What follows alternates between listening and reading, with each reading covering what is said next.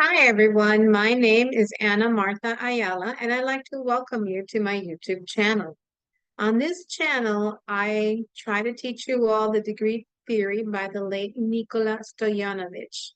In the video today, I wanted to address some frequently asked questions that you guys um, either email me or post on the comments. So I wanted to clarify, and if you have any questions that you want me to answer about a specific topic in astrology, then put it down in the comments, not about your chart, but about astrology. So the first question I get asked a lot is about Nikola'S book. Now, the book was published, I believe, in like 2019, 2018, 2019.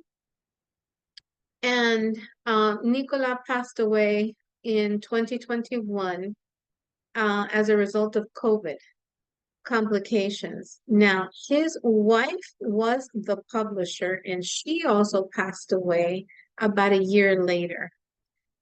Now, the book itself does not contain the method. What the book has, it has all of the meanings of the degrees, like, for example, Aries rules fire and war, and, Taurus rules food and banking and other particular things like Gemini rules corridors and stairs and streets, um, things of that nature, right? With chart examples of stuff relating to Aries, stuff relating, to each of the signs, but it does not contain the method. He never taught the method in the books, and he wrote two of them. Right now, as far as I know, the books are out of print. Astrolada is the one with a connection to his family and to his daughter. He does have a daughter. But I don't know anything else as far as, I mean, she has stated that they're trying to get them reprinted, but I just wanted you all to know that it does not teach the method. It does not teach the degree theory. Now, speaking about the degree theory, it is based on modern astrology, modern Western astrology, and it uses the Placidus house system. It will not work with sidereal. It does not work with whole signs houses or any other type of house system. He was particular to Western astrology and the Placidus house system. The degree theory does, as far as what I was taught, does not take into account Chiron or Lilith or any of the asteroids. I know I heard him once or twice in a video speaking about Lilith, or in an article or something that I read about him. But again, I wasn't taught any asteroid or Chiron for that matter, or Lilith, right, to for the degree theory to apply to it. Okay. Now, I've had viewers that have asked me questions about astrocartography, which is the astrology that you use to relocate to a certain country, to a certain city, etc. So I don't do astrocartography. As far as the degree theory is concerned, I can talk to you about the fourth house, which is, your house when you were a child with your parents. It describes your family. And I can also talk to you about eighth house, which is places that you shouldn't go, because the eighth house is the house that describes how you're going to die. So, for example, if your eighth house starts in the cusp of Leo, then you shouldn't go to France. Or if you have to go to France, then make sure that all your planets are direct, make sure that Mercury is direct, that you don't have any bad aspects, from Saturn, from Mars, from Uranus during that period of time. That's as far as I go with astrocartography. If you do need an astrocartography reading, then you need to find another astrologer and tell them what's your purpose? What are you trying to get from this relocation? Do you want to improve your career? Do you want to find love? Do you want to start a family? Is it your health that you're trying to improve? There is a reading that, there are astrologers that can help you with this, but I'm not the person. Okay. Now, solar return. When I do a solar return as part of the predictions that I do for a client, I use the relocated chart. There, some astrologers do use the natal chart, the natal chart for the solar return, like the natal position, your birth position, and others do the relocated chart. Now, Nicola did use the relocated chart, and he believed strongly that if you move or you travel on your birthday, that the energy changes.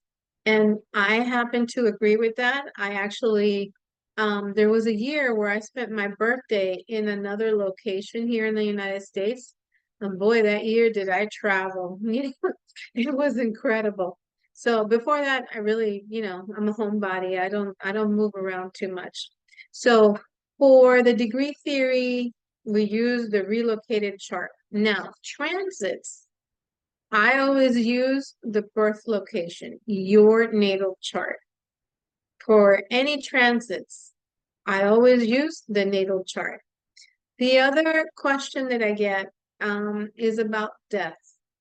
Now, uh, the eighth house for a lot of people describes how you will die. Now, when you're going to die is a different story. And number one, I have never, and I've studied with many teachers. We've never had a course on trying to figure out when somebody dies because astrologers do make mistakes in predictions, or for whatever reason, the prediction doesn't come true. Um, but I can tell you it's different for everyone. There are sometimes you can say to a person, your death is going to be quick, or you're going to die. Be careful with drowning in the sea, or careful with a car accident. Um, things of that nature, which, like I said, the eighth house describes the way that you will die. However, I don't predict death. It's not a subject that I would, even if I saw it, I wouldn't say to a client, because what if I get it wrong? And there's maybe just a big transformation in their lives, right? I can tell you, um, the obvious culprits, right, are Pluto, Saturn, Mars, and Jupiter. Jupiter is also an indicator that someone will pass. So again, eighth house describes the way that you're going to die. When I do not predict death, and I don't think anybody, that's actually one of the first things that a few of my teachers have said is like, never tell a client, even if you see it, don't say it. But honestly, I don't look for it. So, and I wouldn't, because then that person a lot of people are scared of dying. Other people are okay with it. And I could also tell you if you're going to be okay with dying, right? Um, but just, it's a touchy subject. So, you know, I don't do that. Now, relationships. Oh my goodness, this is a hot topic because, we all want to find that wonderful person, our other half, actually our better half. But astrology can tell you your strengths and your weaknesses with a person, right? If it's communication, if it's, that maybe they're going to lie to you and what they're going to lie to you about. But synastry, I mean, you can have a phenomenal synastry. You can have a phenomenal Davidson chart. You can even make a connection with somebody from a past life, which this is, oh my God, this is classic.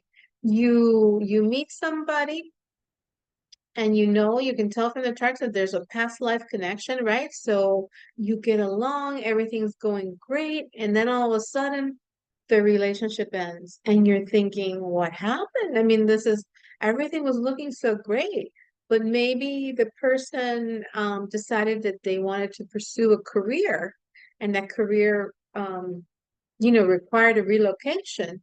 And for whatever reason, maybe because you have kids, or you're taking care of an elderly parent and you cannot follow that person. And then, the relationship ends. Or, um, I personally think that not every past life connection is meant to like carry on in this lifetime. There are situations where that's the case, right? You had a great connection in a prior life, and then this time you decided to, do it again, right? Um, but most likely is that you had to learn from that person something. Either the way that they treated you was super special, or the way you treated them was super special, or they taught you certain things about yourself. They taught you confidence, or you felt more confident with that person. You felt more attractive. You felt different. And then maybe that's the lesson that you need to learn from having that relationship, um, reestablish that relationship. But once you learn it, or once they learn from you, whatever it is that um they had to learn from you, maybe you guys meet and that person's diagnosed with cancer and you help them through the chemotherapy, the radiation, whatever the treatment is. And then once they're okay, they leave, because that's what you were there to help with from the beginning. But we all think, oh my goodness, I met the person of my dreams, and, happily ever after, fairy tale type of thing, and it doesn't turn out that way. But you have to keep in mind, maybe that was the purpose of the meeting. So astrology cannot guarantee the outcome of a relationship. It just tells you the pluses and the minuses. But again, it cannot guarantee whether you're going to be with a person for the rest of your life. There are a lot of indicators which do show whether it's a fling, which is usually Uranus, or whether it's a lifetime commitment, which is usually Saturn. But Saturn is a lifetime, but then again, there are ups and downs in the relationship. Obviously Jupiter, we all know that that works out pretty well. So one of the questions that I also get, is my life fated? Is it destiny, or do we have free will?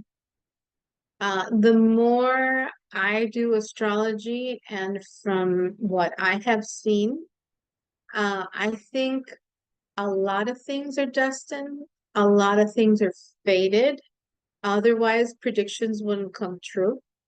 But if there is free will, maybe we have like a little bit of free will, and we might think we have free will, but maybe we were never supposed to stay with that person, or maybe we were never supposed to, um, quit that job, or maybe, I honestly think it's more of a fated thing. It's more of a destined thing than free will. But that's just my opinion. Other astrologers might think differently, other people might think differently. So that's, for everybody to decide on their own. But as you get older, you do see certain things that repeat, because astrology is all about cycles.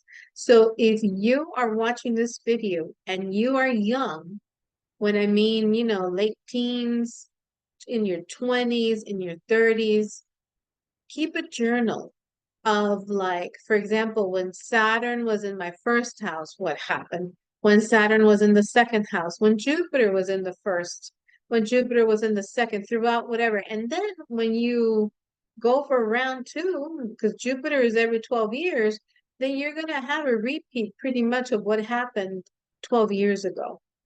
With Saturn, the same thing. You will learn that, when Saturn's in your first house, what the outcome is. If Saturn's in your sixth house when you're young and you come up with some kind of health issue, right? Then guess what? When Saturn comes around for the second Saturn return, you might have a health issue with that, or maybe something with your health gets resolved. So keep that in mind. And I suggest, like I said, if you're young, in your teens, in your 20s, in your 30s, early 30s, keep a journal of things that happen, especially of the lunar nodes. The lunar nodes, the North Node, it's a 9-year cycle, right? After 9 years, it opposes, and then after 18 years, the North Node comes back to its original place, and then you will see the themes that come up. So the nodes are super important. The other thing that's really important, the eclipses. To me, the eclipses are the bomb. Those are the ones that set off events, and the nodes, well, the nodes are part of the eclipses, right? But what I'm saying is these things do make a huge impact in your lives, especially in the angles. And the angles are the first, the fourth, the seventh, and the 10th house. So keep that in mind. All right. Now, the other question that I get in a lot of my readings is, what's my life mission? What am I here to do? And it's a combination of things, right? Things that you need to look out for, your north node. Where is your north node? That's part of your mission. Your sun is your mission. If you have a stellium of planets in a particular house, in a particular sign, that is part of your life mission. So, and a stellium is 3 or more planets, and it's not the sun, Mercury, and another planet. Okay, it's not the sun, Mercury, and Venus, for example. That's not a true stellium. A true stellium should have an outer planet like Uranus, Neptune, Pluto, maybe Saturn or Jupiter, and that is considered a true stellium. So it's a concentration of energy, right? A concentration of planets in a particular sign or in a particular house. So that becomes part of your mission in this lifetime. So again, the North Node, the Sun, and the stellium of planets. Now, what are the helpers for your mission? Look at the aspects that your sun has, and those planets will help you carry out your mission. Obviously, whatever house it's in, that's your mission. Whatever sign these things are in is also an indication, like it's a puzzle that you have to put together and to carry out what you were meant to do in this lifetime. So like I said, this is just a short video to answer some of the questions that I've had from the viewers. If you have any questions on astrology itself, not necessarily the degree theory, put them down in the comments. And if I get enough questions, then I'll make another video answering those questions that are being asked. So thank you for watching. If you've enjoyed this video, if you've learned something from this video, please give it a thumbs up, subscribe to the channel, and send it to somebody that might learn from this video as well. As always, if you need a chart reading from me or would like a chart reading from me, please send me an email to amaastrology@aol.com. Thank you so much for watching, and I'll see you in the next video.